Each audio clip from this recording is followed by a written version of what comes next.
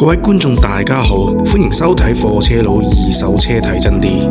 今日同大家睇翻件新鮮嘢，就係呢部50NPR 5噸半嘅密斗貨車。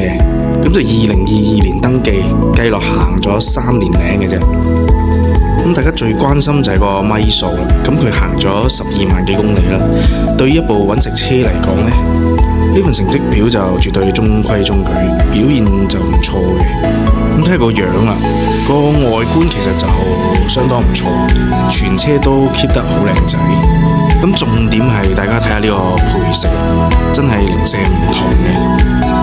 咁屋仔就用咗個好清爽嘅熒光綠啦，而後面個斗呢又襯翻個海洋藍色嘅。咁呢個撞色配搭呢，喺條街度行就非常搶眼。咁老闆揾司機或者司機揾車都容易好多嘅。咁睇下個斗啦，呢個係個拉釘鐵斗嚟嘅，兩邊都配咗趟門。咁喺香港啲窄路或者停車場上落貨呢，就靈活好多啦。咁尺寸方面大家記低啦。咁斗長呢就15.3尺，高度呢就3.13米，空間感十足啦。咁車斗入邊個情況大家可以睇下啦。咁保持得都乾淨整齊，冇乜大碰撞。咁呢部5噸半嘅Isuzu仲有個賣點嘅，就係配咗杜利迪亞嘅2噸鋁板。咁大家諗下啦，5噸半車就配個2噸板，咁平時搬啲重嘢或者大件貨呢，上落係輕鬆好多，效率都高啲。咁睇完外面啦，我哋入車廂睇下。咁駕駛座同乘客位個保養都做得好好啦，冇乜明顯嘅磨損。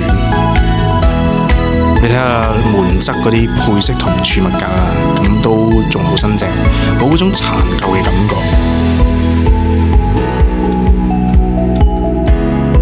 再望埋個儀表板同中控台啦，咁全部功能都齊全嘅，睇得出之前個車主呢都係愛車之人嚟噶啦。咁呢部車就車行盤嚟嘅，最正嘅地方就好多細節位都已經幫你執好晒。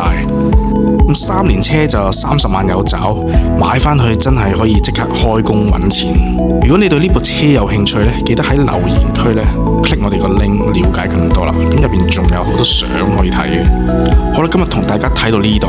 如果你中意我哋嘅介紹呢，記得訂閱我哋貨車佬嘅頻道，同埋撳埋個鐘仔，跟住我哋一齊睇更加多嘅二手貨車盤。